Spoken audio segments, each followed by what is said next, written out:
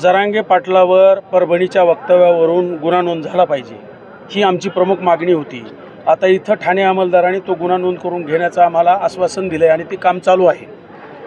आज महाराष्ट्रामधली परिस्थिती एकच आहे की वंजारी समाजाला टार्गेट करून विनाकारण आमचे नेते धनंजय मुंडे साहेब, पंकजाताई यांना विनाकारण टार्गेट करून समाजालाही टार्गेट केलं जातं आहे। याच्यामध्ये संतोष देशमुखाच्या हत्येप्रकरणी त्यांना फाशीची शिक्षा झाली पाहिजे हे पंकजाताई म्हणल्यात, धनंजय मुंडे साहेबही म्हणलेत। परंतु दोघांनाही वेगवेगळ्या पक्षात असल्यामुळं त्यांनी त्यांच्या नेतृत्वाने त्यांना मिनिस्ट्र्या दिल्या। इथं परिस्थिती अशी झाली की यांना मंत्रिपद मिळालं नाही, हे दुःख आणि शैल्य त्यांच्या मनात आहे, ते काय झाकून राहत नाही। पुरावा नसताना बोलता, पुरावा कुठलाच आपल्याकडे नाही। आमच्याकडे पुरावे आहेत, परंतु आम्ही आज बोलणार नाहीत, याच्यासाठी बोलणार नाहीत की समाजामध्ये तेढ निर्माण होती। आणि मी देवेंद्र फडणवीस साहेबाला एकच आव्हान करील, मी की आपण एक तर सुरेश दसला युती धर्म पाळता येत नसला तर त्याला पक्षातून काढून टाकलं पाहिजे, ही आमची प्रमुख मागणी आहे। की तुम्ही देवेंद्र फडणवीसाचं ऐकत नाहीत, अजितदादावरही टीका करताय, तुम्ही शिंदेवरही टीका करताय, तुम्ही कोण लागून गेलात?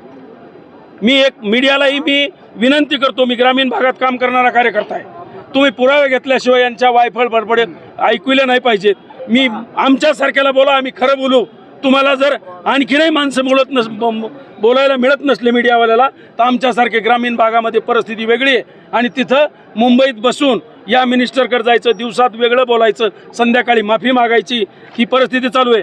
मला एक सांगायचं आहे, या तालुक्यामध्ये खरंच भ्रष्टाचार नाही? वाळूचं काम, सिंदफणाच्या वाळूचं काम कोण करतंय? शोधा, मीडियाने शोधलं पाहिजे। आज अशी परिस्थिती, सुरेश दसचे नातेवाईक आहेत, सगळे नातेवाईक आहेत। आज अशी परिस्थिती आहे, तुम्हाला सांगतो, रेशनचा कारभार कोण करत होतं, त्याच्यामध्ये माणसं पकडले। आज अशी परिस्थिती आहे की सगळ्यात महत्त्वाचा मुद्दा, आपण एक हे इथं नगरपंचायती तिन्ही त्यांच्या ताब्यात आहेत। आज अशी परिस्थिती आहे। अण्णा, मला एक विनंती करायची, तुम्ही ज्यांना भ्रष्टाचारावर आरोप करतायत आणि ज्यांना भ्रष्टाचारी म्हणतायत, तुमच्याकडे पुरावे नाहीत। मी एक मागणी करतो, पाण्याचं पाणी, दुधाचं दूध झालं पाहिजे।